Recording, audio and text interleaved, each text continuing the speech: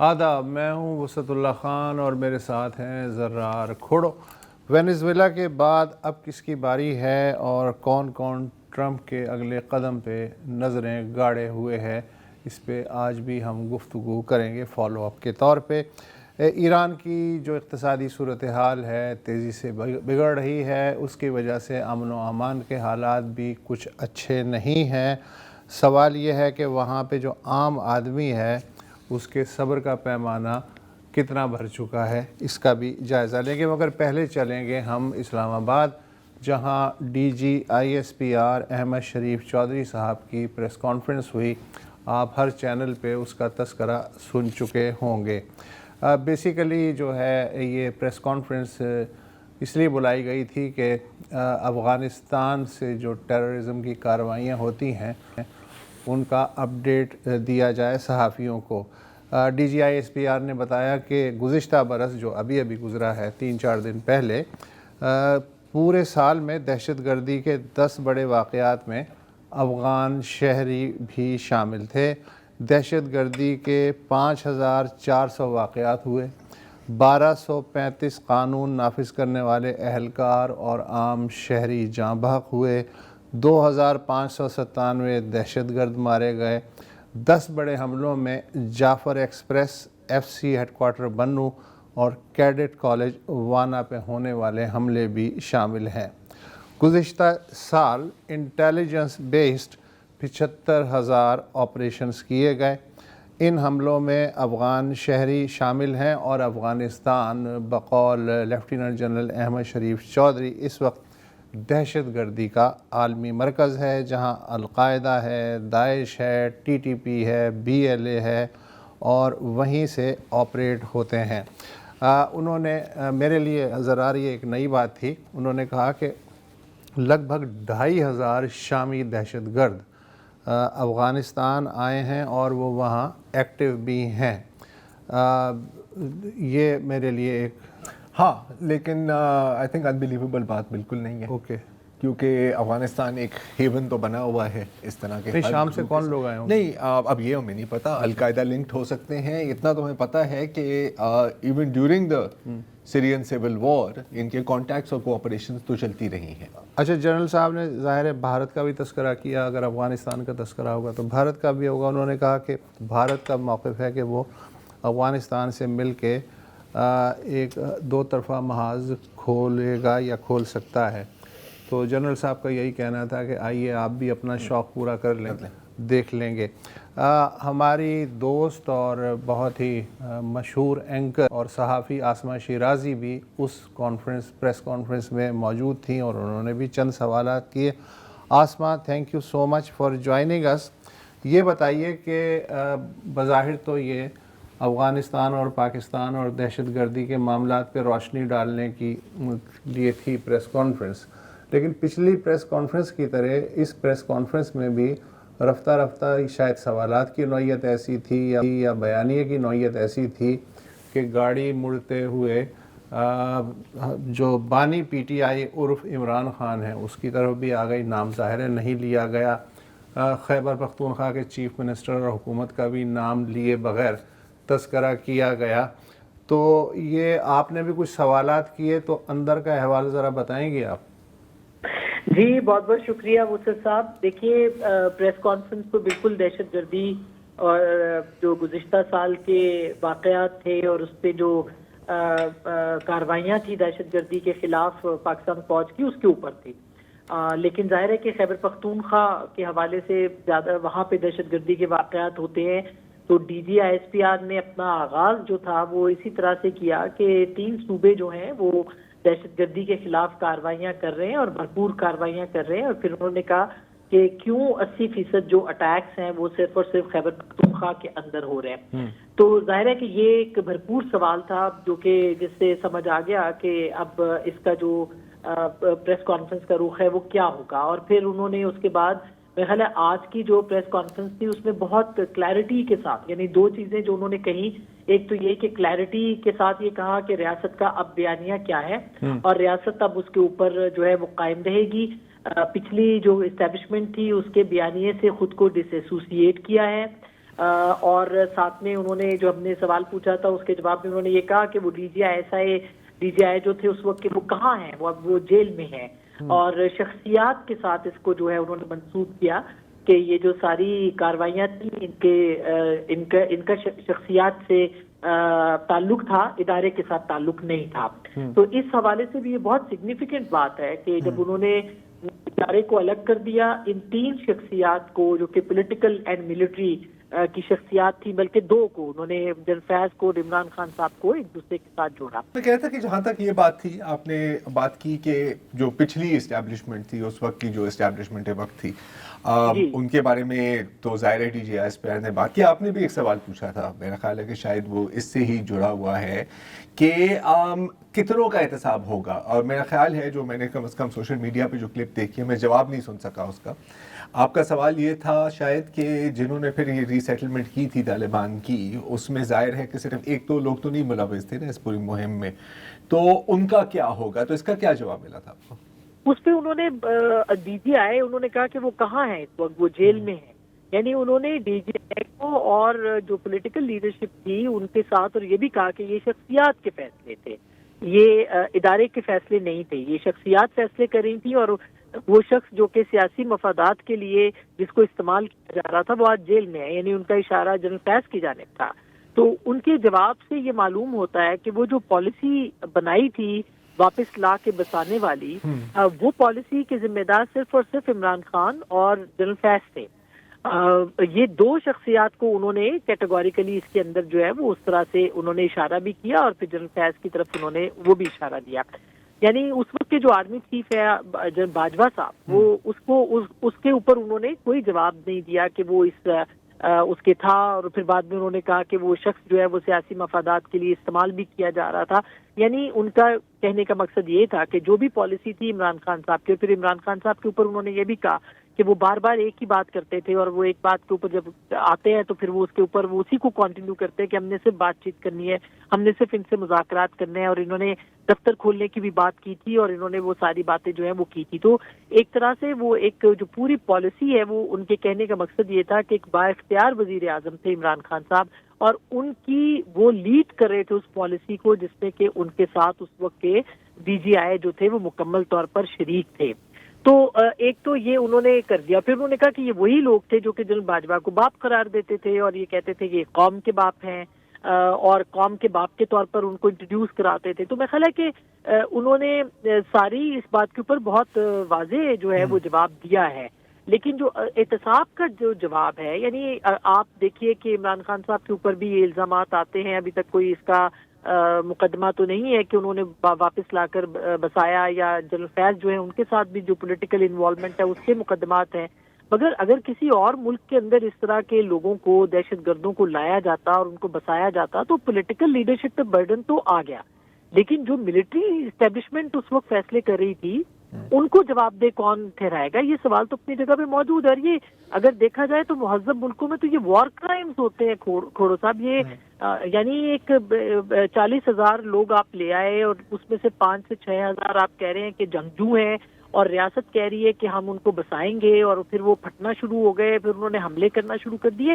تو یہ ایک سلیکٹو جسٹس عمران خان صاحب یا کسی پولیٹیکل لیڈر کی حد تک تو ہو سکتا ہے، لیکن اب جو نیا بیانیہ ہے آسما، اس میں تو اب وہ یہ کہہ رہے ہیں کہ ٹھیک ہے یہ شخصی فیصلے تھے، اداروں کا اس میں کوئی ہاتھ نہیں تھا، لیکن اب یہ جو موجودہ فیز ہے دہشت گردی کا، وہ جو بیج انہوں نے بویا تھا شخصیات نے، اداروں نے نہیں، تو اس کا پھل کے پی کے بقول ان کے کاٹ رہا ہے، اور یہ پھل کٹوانے میں جو موجودہ حکومت ہے صوبے کی وہ ان کی مدد کر رہی ہے، تو بیانیہ نے یہ ٹرن لیا ہے۔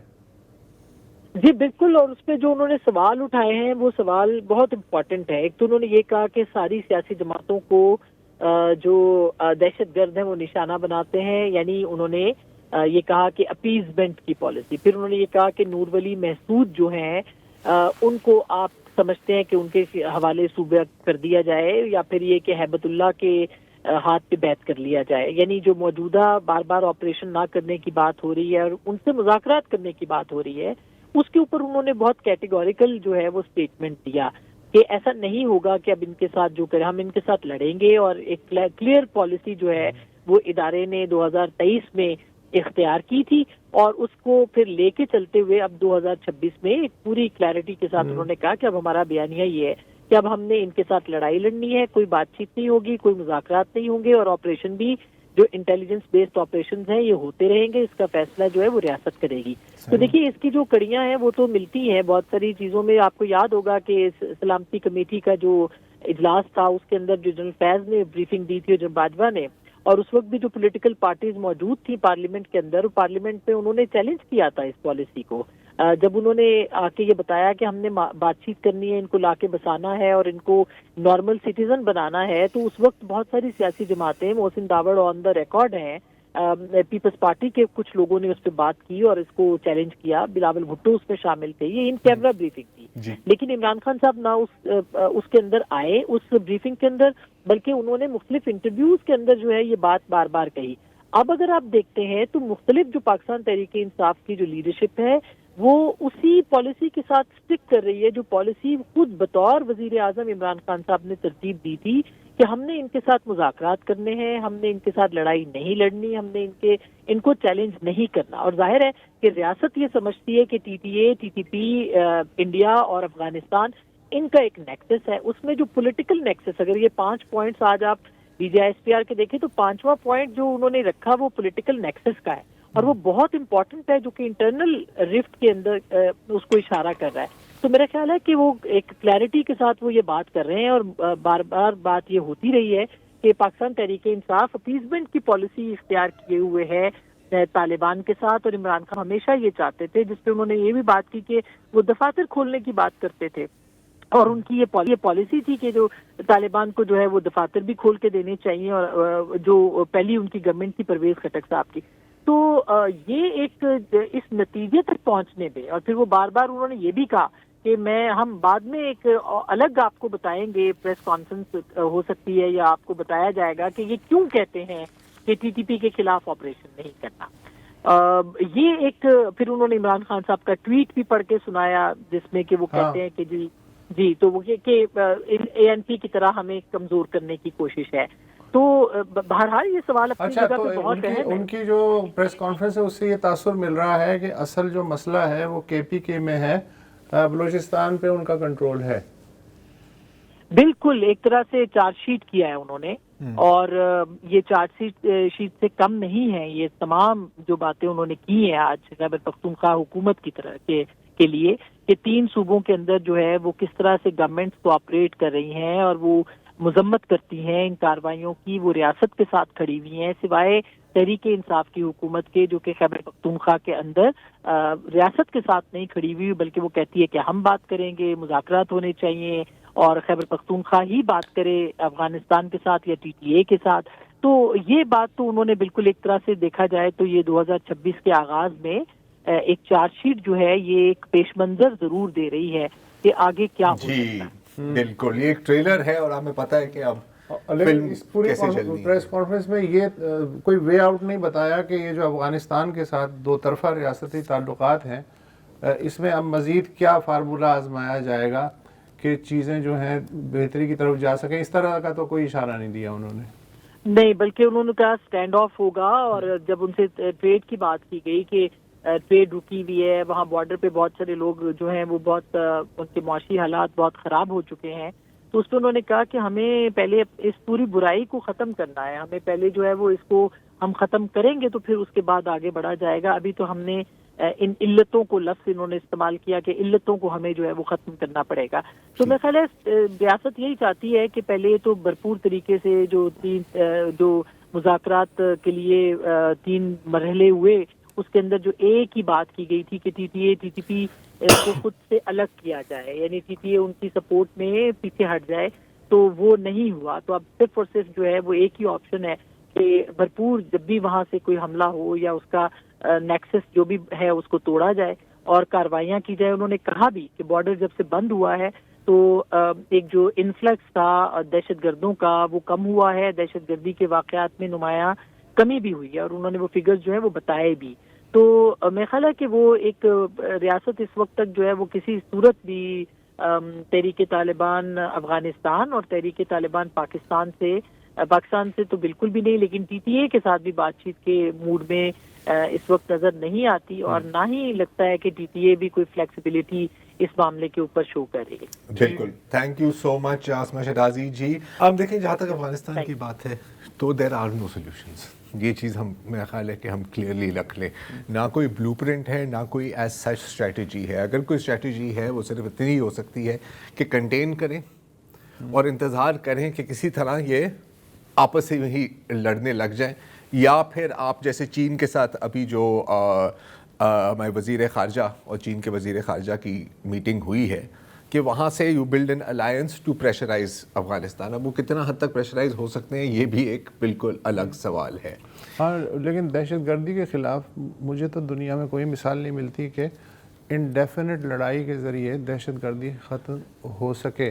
یا تو یہ ہے کہ آپ کے پاس 1 اور 10 کا ریشو ہو تو آپ جڑ سے اکھاڑ دیں، ایسی مثالیں تو ہیں۔ نہیں دیکھیں، اگین اسٹریٹجی کنٹینمنٹ ہے، ایلیمینیشن بہت مشکل، ایلیمینیشن تقریباً ناممکن ہے۔ اور دیکھو دوسری بات یہ ہے کہ اب دوسری جانب اب جب کوئی بھی ایسی بات کرے، میں یہ نہیں کہہ رہا کہ آپ یہی کہہ رہے ہیں کہ یار لڑائی صرف لڑائی سے کام نہیں ہو سکتا، تو امیڈیٹلی وہ پھر ایک اور نیریٹو شروع ہو جاتا ہے کہ اس کا مطلب ہے کہ مطلب کوئی ایک فریق تھک جائے، نہیں، ہاں وہ تب جا کے بات چیت ہوگی۔ پوائنٹ از ایک اور نیریٹو شروع ہو جاتا ہے نا کہ یار نہیں مذاکرات کریں۔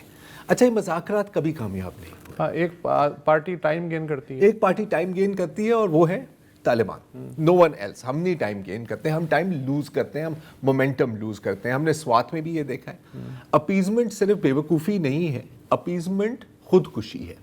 Let's be clear about this. اور جو بھی وہ کر رہا ہے وہ کوئی ملک کے مفاد کی بات نہیں ہو رہی۔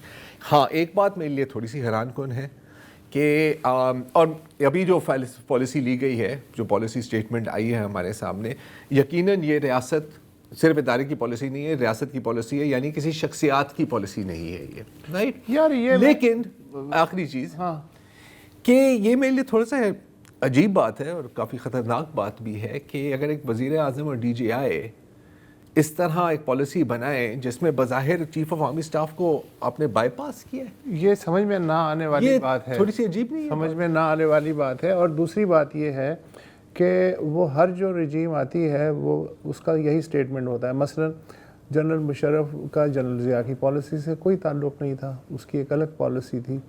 آپ کو یاد ہوگا کہ جنرل باجوہ نے ریٹائرمنٹ سے کچھ دن پہلے کا ایڈمٹ کیا تھا کہ ہاں اب تک ہم ایکٹیو پالیٹکس میں بھی کرتے رہے ہیں، لیکن میں آپ کو گارنٹی دیتا ہوں کہ کم از کم اگلے 20 سال تک ہم ایز ادارہ سیاست سے بالکل الگ تھلگ رہیں گے، جسے وہ باجوہ ڈاکٹرائن جو بھی کہہ لیں وہ ہے۔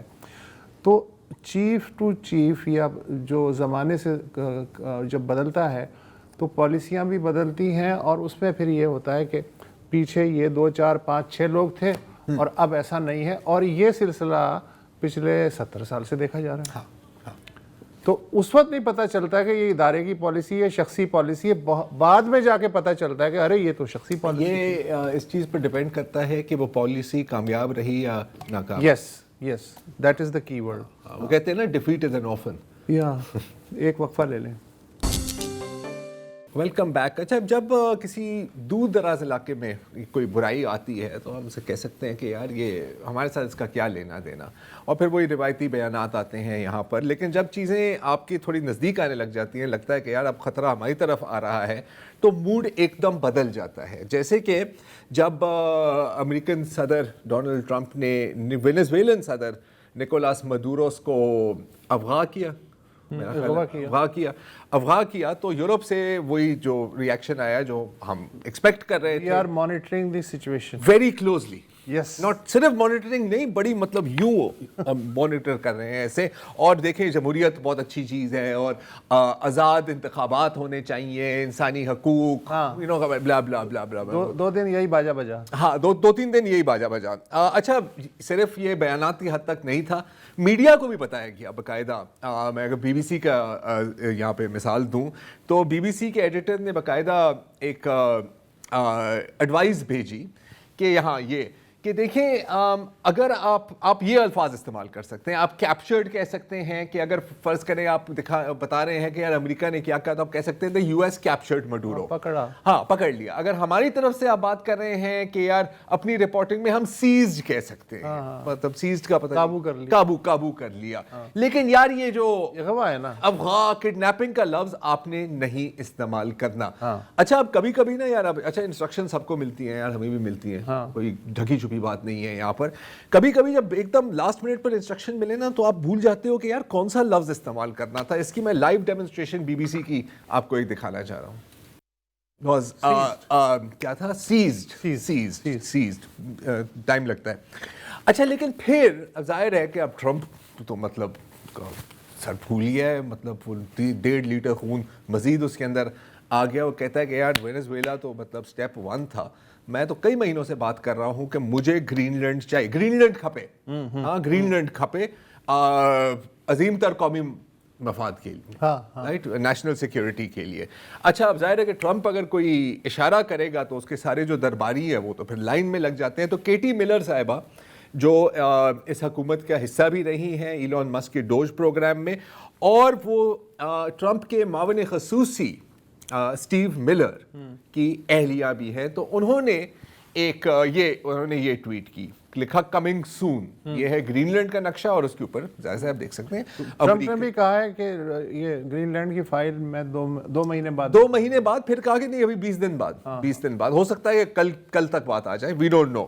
اچھا تو یہ ہوا, تو اب ظاہر ہے کہ ایک ہلچل مچ گئی, اور لائن سے یورپ سے کانڈمنیشنز آنے لگ گئی, France, Spain, Germany, Italy, UK, Estonia وغیرہ وغیرہ, کہ جی گرین لینڈ ڈنمارک کا حصہ ہے, ڈنمارک کا حصہ رہے گا. اگر کوئی اس کا فیصلہ لے سکتا ہے تو وہ ڈنمارک اور گرین لینڈ کی عوام ہی لے. اور ڈنمارک نیٹو کا حصہ ہے. اور ڈنمارک نے کئی اسٹیٹمنٹ انٹرسٹنگ ہے, وہ کہہ رہی ہیں کہ جی میں میٹے فریڈرکسن ہیں ان کے جو وزیر اعظم ہیں, وہ کہہ رہے ہیں کہ جی U S attack on Greenland, ہم اس بات کو سیریسلی لے رہے ہیں, ہم اس کو مذاق نہیں سمجھ رہے. کیونکہ اگر پہلے لوگ سوچ رہے تھے کہ یار ٹرمپ ہے کچھ بھی کہہ دیتا ہے, تو انہوں نے دیکھا ہے کہ نہ صرف کہتا ہے کر بھی دیتا ہے. وینزویلا کے ایگزامپل میں تو انہوں نے کہا کہ اٹیک آن ڈنمارک نیٹو کا حصہ ہے, اگر ایک نیٹو کا ممبر ہی دوسری نیٹو کا ممبر کے اوپر حملہ کرے گا تو نیٹو ہی ختم ہے.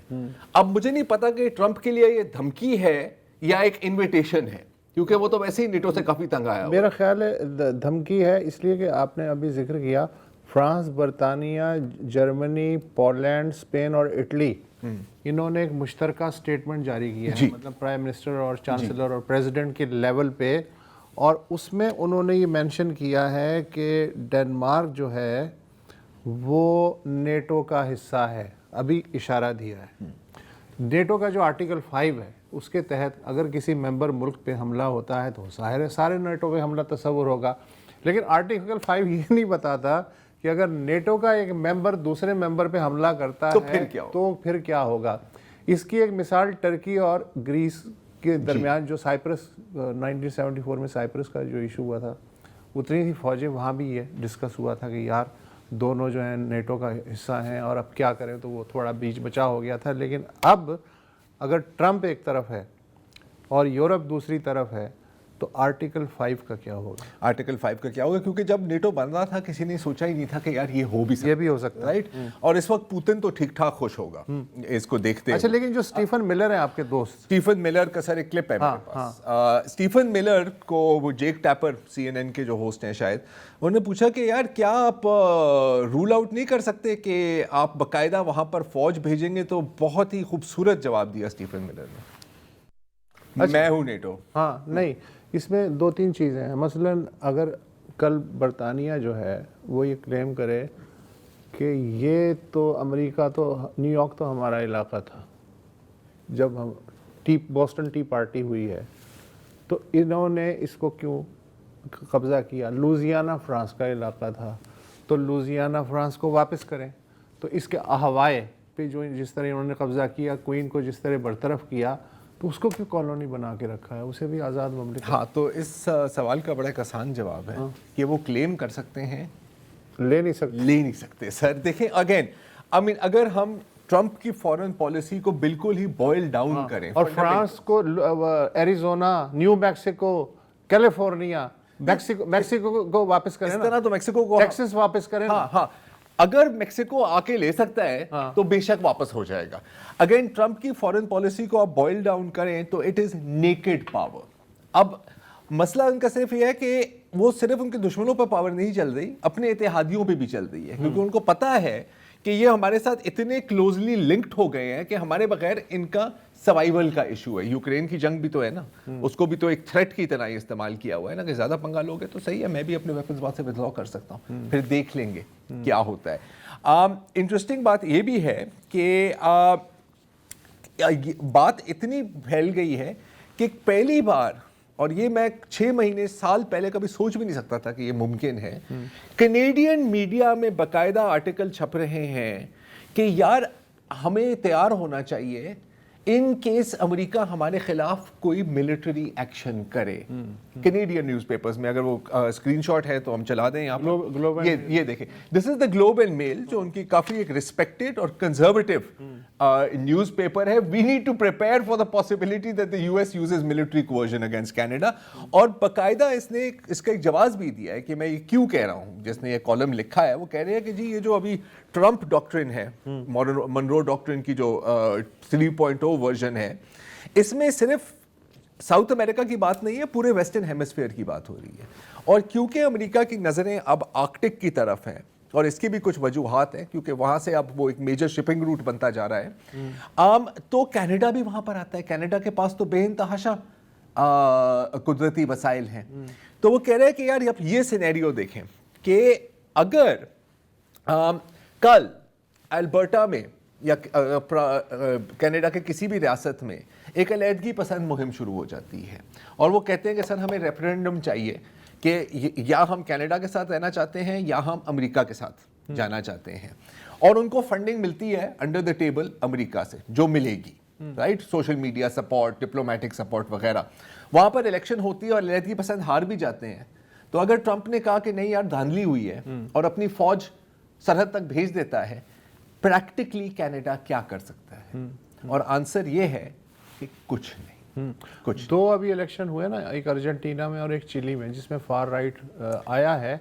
तो उससे पहले, पोलिंग से पहले उसने कहा था कि अगर आपने एक कैंडिडेट को नहीं जितवाया तो इमदाद बंद, और वो जीत गया। और अच्छा, बाय द वे उसके बाद काफी $1 बिलियन इमदाद दी भी है अर्जेंटीना को। साउथ चाइना सी पे चाइना का मनरो डॉक्ट्राइन लागू होने के कितने इम्कान हैं? सर अगेन, अगर ताइवान, साउथ कोरिया, फिलीपींस और जापान को न्यूट्रलाइज कर दे तो फिर हो सकता है। Again it is not about कि आपकी क्लेम क्या है, क्या आप में इतनी ताकत है कि आप अपने क्लेम को इन्फोर्स कर सकें। This is the world. मेरा ख्याल है फिर इंटरनेशनल लॉ की सैंक्टिटी की बात अभी उसकी भी बात हो सकती है। हाँ, एक वक्फा ले लें। Welcome back. जब से वेनेजुएला का चक्कर शुरू हुआ है, करीब के ममालिक तो परेशान हैं ही, लेकिन दूर के ममालिक भी परेशान हैं, और उनमें सर फहरिस्त ईरान है। और ईरान को कई मसाइब ने फ़िलहाल घेरा हुआ है। जून में आपको याद होगा कि 12 दिन की जंग हुई इसराइल के साथ, अमेरिका ने उसका साथ दिया। उसकी वजह से जो नुकसानात हुए मादी और जानी, वो आपके इल्म में है। पिछले 1-1.5 साल से शदीद खुश्क साली का शिकार है ईरान। बारिश ही नहीं हुई तो झीलें जो हैं वो खुश्क हो गई हैं, और ख़ुद तेहरान जो दारुल-हुकूमत है वहाँ पीने के पानी के लाले पड़े हुए हैं पिछले 3-4 महीने से। और उस पे ये हुआ है कि जून के बाद से जो ईरानी करेंसी है रियाल, उसकी कीमत पहले भी डॉलर के मुकाबले में बहुत ही कम थी, और अब तो ये हो गया है कि जून से लेके अब तक यानी 6 महीने में 50% मज़ीद वैल्यू रियाल खो चुका है। इसका मतलब ये हुआ कि ईरान में जो कारोबारी लोग हैं वो शदीद परेशान हैं। वो अगर 1 रुपये में आज एक चीज़ ख़रीद रहे हैं तो कल उन्हें दोबारा वही चीज़ 2 रुपये में ख़रीदनी पड़ रही है। यानी वो पल्ले से पैसे दे के जो है कारोबार की एक अजीब सूरत हाल पैदा हो चुकी है। उसके नतीजे में बेरोज़गारी ज़ाहिर बढ़ी है, और आवाम जो हैं वो बहुत तंग आ चुके हैं। पिछले एक हफ्ते से तकरीबन 35 शहर जिनमें तेहरान भी शामिल है, वहाँ बाज़ार जो मार्केट या ताजर कहते हैं, बाज़ार कहते हैं, उन्होंने अब मुज़ाहरे शुरू किए। उनकी कमर माशी तौर पे टूट रही थी, फिर वो फैलते फैलते बाकी ईरान के शहरों में भी फैल गए और अब तक 25 के लगभग कैजुअल्टीज़ वो हो चुकी हैं। उसमें जो सरकारी पासदारान या बासीज के कुछ एहलकार हैं वो भी शामिल है, लेकिन ज़्यादातर आवाम पे गोली चली है। और जो चीफ़ जस्टिस हैं ईरान के, उनका ये कहना है कि जो मुज़ाहिरीन हैं उनसे सख्ती से निपटा जाए, इसलिए कि वो बगावत कर रहे हैं। लेकिन जिस तरह के बयानात आ रहे हैं ईरानी क़यादत में, उसमें लग रहा है कि एक ख़ास तरह का कन्फ्यूजन है कि ये जो सूरत हाल है इससे निपटा कैसे जाए। अब तक के जो भी मुज़ाहरे होते रहे, जिसमें 2022 की तहरीक भी शामिल है, जिसमें मीसा अमीनी की हलाकत के बाद पूरे ईरान में और कई सौ लोग मारे गए थे, तब तक ये था कि ये जो है ये बैरूनी साजिश है, जो पैसा देते हैं, उकसाते हैं, मगरिब नवाज़ ग्रोह हैं। लेकिन अब पहली बार ऐसा लग रहा है कि ख़ुद ईरान का जो ऊपर का क़यादत का हिस्सा है वो थोड़ी सी उसकी राय तब्दील हुई है। मसलन जो रूहानी पेशवा हैं अली ख़ामनाई और जो सदर हैं मसूद पेश अज़कियान, उन्होंने ये इतराफ़ किया है कि ईरान के जो इक़्तिसादी जो सूरत हाल है उसकी ज़िम्मेदारी हम सिर्फ़ बैनुल-अक़वामी जो इक़्तिसादी पाबंदियाँ हैं उन पे नहीं डाल सकते। इसका मतलब है कि कुछ स्ट्रक्चरल मसाइल भी मौजूद हैं।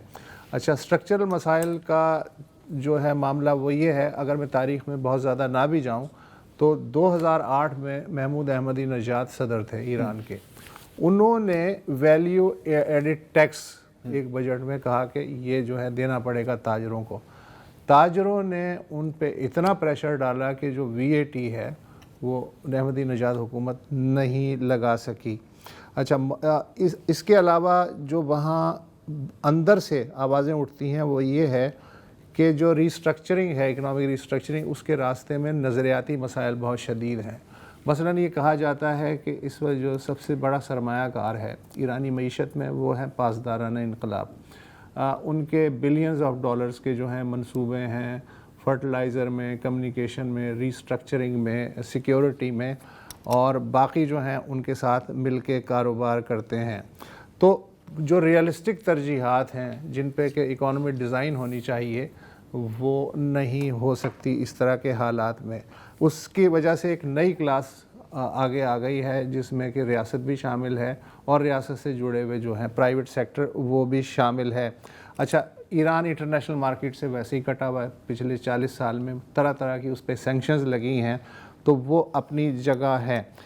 दूसरा जो फैक्टर था वो ये था कि ईरान का जो एक इनकलाबी नज़रिया है मिडल ईस्ट में, जैसे लबनान है या सीरिया है या यमन है, प्रॉक्सीज़ का ख़र्चा या ईरान का इन्फ्लुएंस वीज़ा वी बाकी जो अरब स्टेट्स हैं उनके मुकाबले में, ये बहुत ही कमर तोड़ एक मईशत के लिए ख़र्चा रहा है।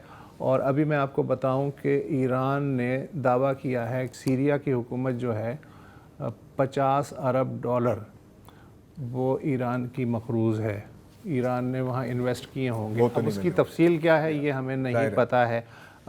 एक वक्फ़ा ले लें, उसके बाद में गुफ्तगू कंटिन्यू करते हैं।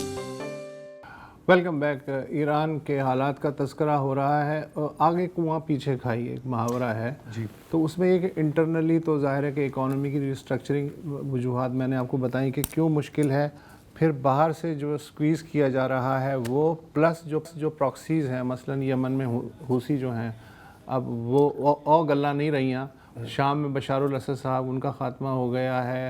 हिज़्बुल्लाह जो है उसको बहुत बुरी तरीके से वो ज़ख्मी है। तो अब जो एक नया सवाल उठ रहा है ईरान में सड़क पे, वो ये है कि भाई साहब वो चीज़ें तो नाकाम हो गई, या वो हमें क्या मिला। हाँ, अब ये है कि जो पैसा है, इसलिए कि इस वक्त जो दुनिया में 2 मुल्क हैं जो सही पार्टनर हैं इस वक्त ईरान के, एक तो है चाइना जो उससे तेल ख़रीदता है और चाइना से कोई $400 बिलियन की इन्वेस्टमेंट का मायदा भी है 25 साल उस पर। अब वो किस हद तक अमल हो रहा है उस पर वी डोंट नो। روس کے ساتھ ابھی پچھلے سال ایک اسٹریٹجک معاہدہ ہوا ہے، لیکن ان معاہدوں کا آگے چل کے تو فائدہ ہو سکتا ہے، لیکن اس وقت جسے دال روٹی کے جسے لالے پڑے ہوئے ہیں اس کو سمجھانا مشکل ہے۔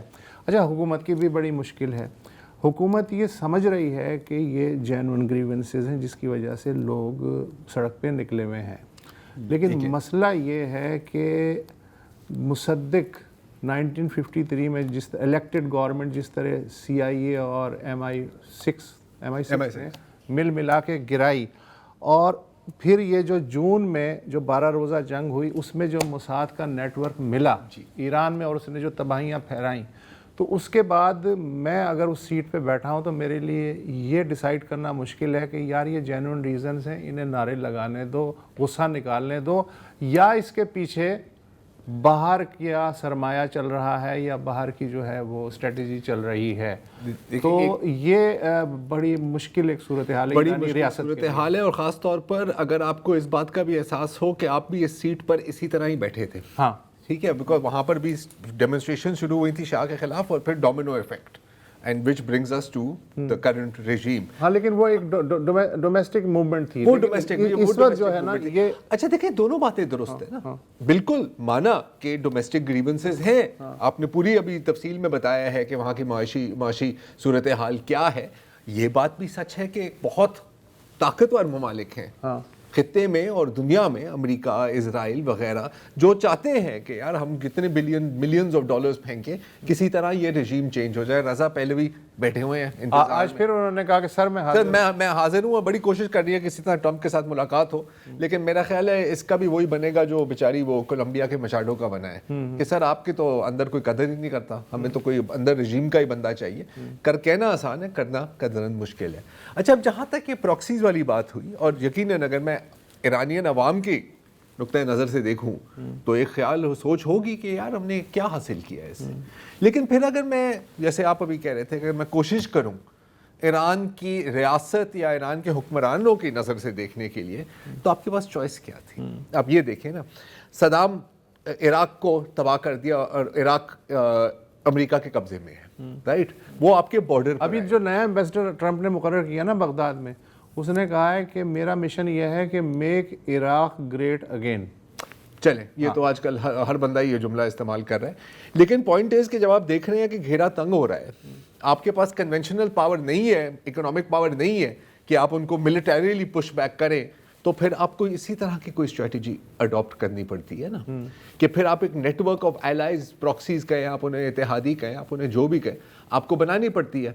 اب وہ ایک الگ بات ہے کہ پچھلے 2 سالوں میں وہ سب کچھ ٹوٹ گیا ہے اور وہ پش بیک ہو گیا ہے، تو this is an existential crisis. Pakistan کے پوائنٹ آف ویو سے دیکھیں، any kind of instability Iran میں اس کا پوٹینشیل ہوتا ہے کہ وہ پھر پورے خطے کو افیکٹ کرتا ہے، سپل اوور بھی ہو سکتا ہے، ہزار چیزیں ہو سکتی ہیں۔ رجیم چینج جو ہے وہ وینیزویلا والا چکر نہیں ہے، وینیزویلا والا چکر نہیں ہے کہ آپ نے ہیلی کاپٹر بھیجا اور پیزشکیان کو اٹھا کے لے گئے۔ ہاں، نہیں، پیزشکیان کو اٹھا بھی لیں تو وہاں جو سٹرکچر ہے قیادت کا، کس کس کو اٹھائیں گے، کس کو، یہ بھی ہے، اور پھر یہ ہے کہ 8 کروڑ آبادی ہے ایران کی۔ سر یہ جو آپ بات کر رہے ہیں ایران کی، یہ وینیزویلا پر بھی ایک طرح سے لاگو ہے۔ جیسے ابھی ایک CIA کی assessment Washington Times, Wall Street Journal میں چھپی تھی، اور وہ کہہ رہے تھے کہ جی دیکھیں کوئی ایسا کوئی لیڈر ہے ہی نہیں جس کو ہم سپورٹ کر سکتے ہیں، بہتر ہے جو موجودہ رجیم ہے اس کے ساتھ ہی ہم اسٹرکچر کو رکھیں، اسٹرکچر کو رکھیں۔ یہ میرا خیال ہے کہ عراق جنگ کے بعد انہوں نے کم از کم یہ سبق سیکھ لیا۔ وہاں انہوں نے بلنڈر کیا تھا، عراقی آرمی ختم ہی کر دی تھی۔ تو پوائنٹ ہے کہ اگر وینیزویلا میں ان کو